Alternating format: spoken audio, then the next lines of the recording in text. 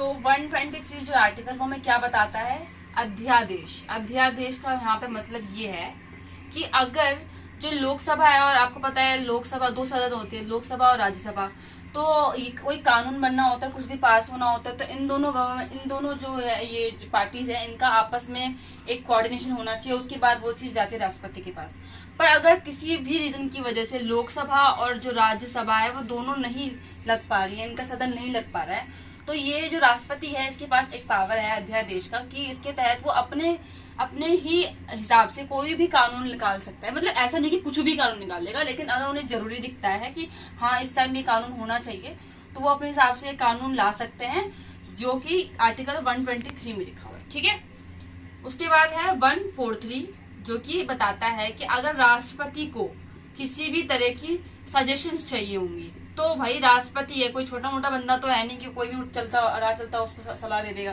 तो राष्ट्रपति को सलाह देने के लिए कौन, जो इंडिया का सुप्रीम कोर्ट है उसका जो मोस्ट एलिजिबल जो वहाँ का वो है न्यायाधीश है, या फिर क्या कहोगे, जो वहाँ का जो जज होगा वो देगा उसको सलाह। कौन देगा, राष्ट्रपति को जो सलाह देगा वो देगा, सलाह ले सकता है सुप्रीम कोर्ट के, उच्च न्यायालय के, सर्वोच्च न्यायालय के, वो जो सबसे सर्वोच्च जो वो होते हैं हमारे न्यायाधीश, उनसे।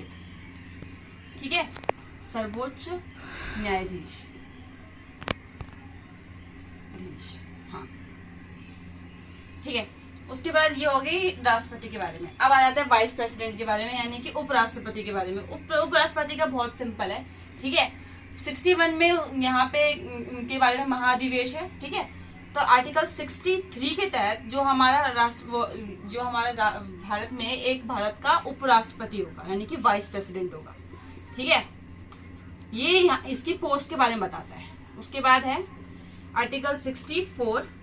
ठीक है, ये बताता है कि ये जो उपराष्ट्रपति है ये क्या होगा, एक पोस्ट के लिए और एलिजिबल होगा, वो है राज्यसभा का सभापति, राज्यसभा का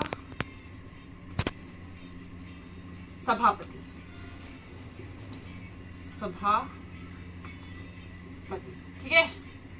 कौन बनेगा, ये हमारा उपराष्ट्रपति बनेगा। कौन बनेगा, और इसको जो सैलरी मिलती है ना वो उपराष्ट्रपति यानी कि वाइस प्रेसिडेंट होने की नहीं मिलती है, उसको सैलरी मिलती है उसको इसकी, यानी कि ये राज्यसभा का सभापति बनने की। ठीक है, उसके अलावा आ जाते हैं फिर अब हम सीधा प्राइम मिनिस्टर पे। ठीक है, अब जब सेंट्रल की बात हो रही है तो भाई प्राइम मिनिस्टर भी सेंट्रल में ही आता है। ठीक है, उसके बाद आता है, और इसके साथ सीक्वेंस में ले लेते हैं हम अपना चीफ मिनिस्टर।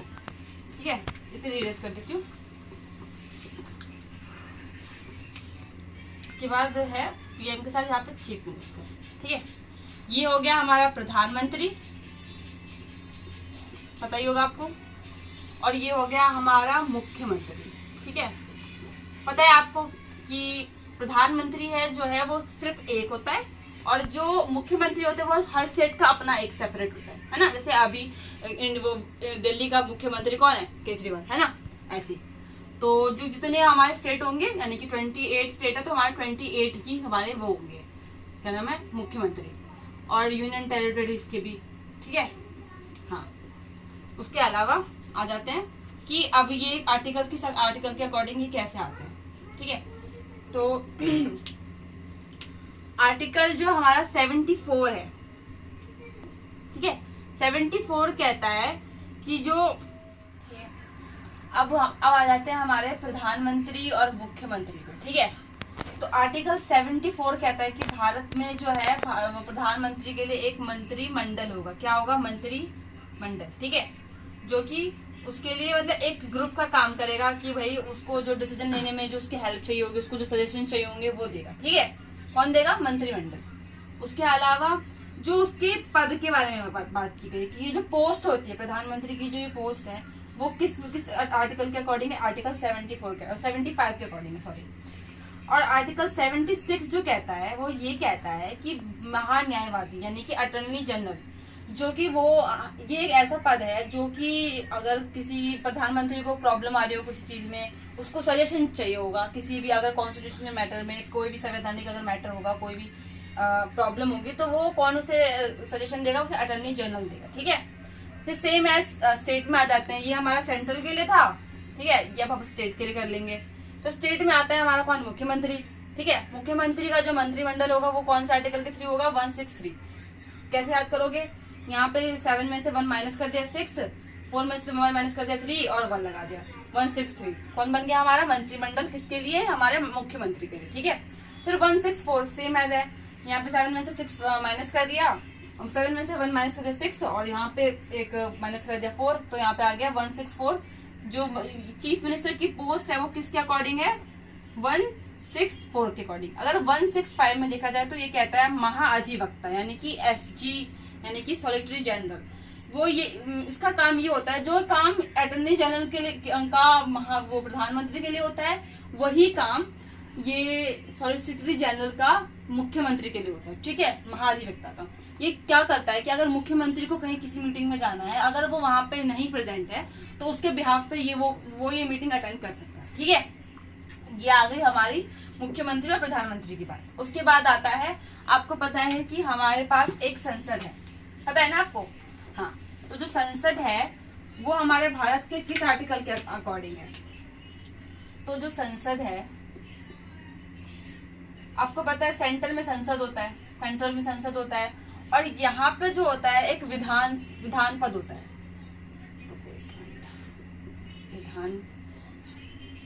विधानमंडल कह लो या विधान,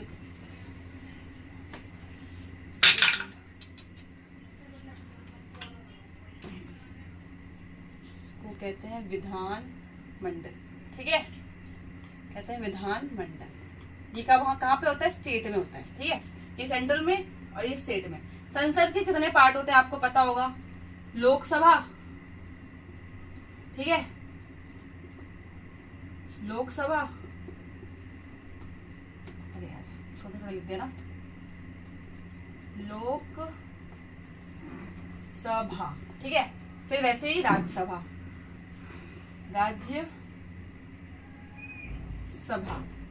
ठीक है, और यहाँ पे इसका एक और पार्ट होता है जो कि होता है हमारा प्रेसिडेंट, पर इसको हम अभी नहीं लिखेंगे क्योंकि अभी हम इसके कंपैरिजन में चल रहे हैं। ठीक है, इसके कंपैरिजन चल रहे हैं। तो जो हमारा संसद के लिए आर्टिकल है वो है हमारा 79। ठीक है, आर्टिकल 79 कहता है संसद होगी, 80 कहता है लोकसभा होगी।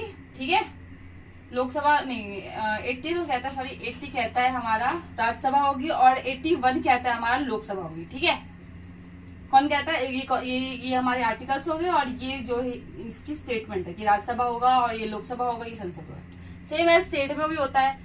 तो विधानमंडल के लिए आर्टिकल बनाया गया है 168। ठीक है, कौन सा बनाया गया, आर्टिकल 168 के अकॉर्डिंग हमारे स्टेट में एक विधानमंडल होगा। ठीक है, फिर एक आता है 170, वो कहता है कि एक विधान सभा होगी।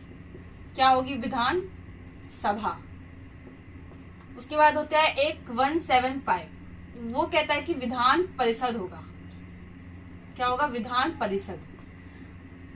जो विधान परिषद है वो सब सारे स्टेट्स में नहीं होता। ठीक है, सारे स्टेट में नहीं होता, अभी तक ये कुछ ही स्टेट्स में है, जिसमें से तमिलनाडु हो गया, बिहार हो गया, इन सब ये ऐसी स्टेट्स में है। ठीक है, तो ये जो है ये चीज स्टेट बेस पे काम करती है और ये सेंट्रल बेस पे काम करती है। ठीक है, अब ये चीज आपको क्लियर होगी। अब आ जाते हैं इम्पोर्टेंट आर्टिकल, सेपरेटली पढ़ लेते हैं। ये तो मैंने आपको कंपेयर करके पढ़ाया है कि आपको ताकि याद भी हो और ये चीज आप दिमाग में रख सको। अब हम पढ़ते हैं कि इम्पोर्टेंट आर्टिकल्स हैं हमारे जो कुछ।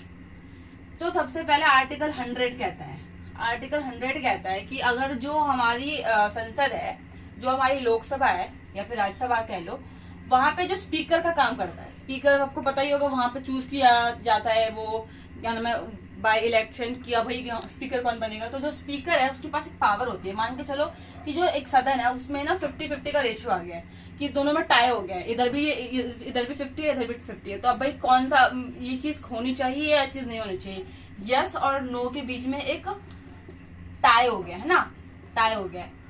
तो इस सिचुएशन में जो हमारा स्पीकर होता है, जो हमारा संसद का स्पीकर होता है, वो उसके पास एक पावर होती है, वो ये कर सकता है कि वो अपना एक वोट दे सकता है। क्या कर सकता है, अपना एक वोट दे सकता है, उसका भी एक वोट काउंटेबल होगा। जबकि वो तो वहां पे एक सजेशन एक सुप्रीम पोस्ट पे है, बट फिर भी उसका वोट काउंट होगा, ठीक है। ऐसा नहीं कि उसका वोट काउंट नहीं होगा।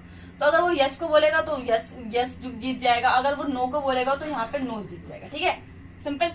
उसके बाद आता है एक 108, जिसके अकॉर्डिंग सपोज लोकसभा में और राज्यसभा में जो है टक्कर हो गई है, ठीक है, किसी भी मैटर को लेकर उनमें ना बात नहीं बन रही है, वो लोग ना एक ही मैटर पे ना साथ में ना अग्री नहीं कर रहे। तो इसके लिए जो है हमारा जो एक अधिवेशन है, राष्ट्रपति क्या बुलाता है, एक बैठक बुलाता है। कौन से अधिवेशन के तहत? 108 अधिवेशन के तहत। इसको आर्टिकल अनुच्छेद 108 कहेंगे और इसको कहते हैं अनुच्छेद। और ये बैठक कौन बुलाता है? राष्ट्रपति हमारा, ठीक है। उसके बाद आ जाओ हमारा आर्टिकल 110।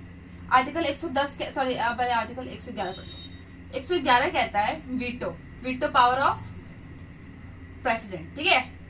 पता होगा आपको वीटो पावर के बारे में कि वो क्या कहती है कि प्रेसिडेंट के पास एक पावर होती है कि अगर उसे किसी क्या नाम है संसद के थ्रू एक बिल आया, एक कोई बजट आया, कुछ भी आया, एक उसको एक एग्रीमेंट आया कि उसको साइन करना है कि नहीं करना, क्योंकि जब तक हमारा वो जो प्राइम मिनिस्टर साइन नहीं करे तब तक तो वो रूल पास होने से रहा।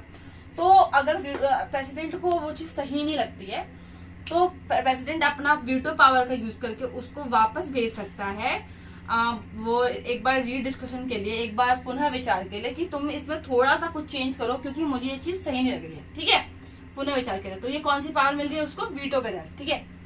उसके बाद आ जाता है हमारा आर्टिकल 110, जो कि कहता है हमारा है धन विधेयक।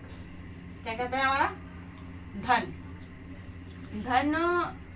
कहते हैं, धन विधेयक कहते हैं। एक मिनट याद नहीं आ रहा था, धन विधेयक, हाँ धन विधेयक ही तो था, हाँ। आर्टिकल 110 कहता है कि धन विधेयक मतलब मनी, ये जो विधेयक को इंग्लिश में वो हमारी पॉलिटिकल लैंग्वेज में बिल कहते हैं, ठीक है, मनी बिल। फिर 117 कहता है वित्त विधेयक, यानी कि भाई जो हमारी वित्त है, हमारा जो फाइनेंस है वो, ठीक है, वो चीज। उसके अलावा 112 जो कहता है वो बजट, मतलब कि हमारे मतलब किसका कहाँ का कौन से स्टेट का कितना बजट होना चाहिए, किस अकॉर्डिंग होना चाहिए, ये सब चीजें बताता है हमारा 112, ठीक है।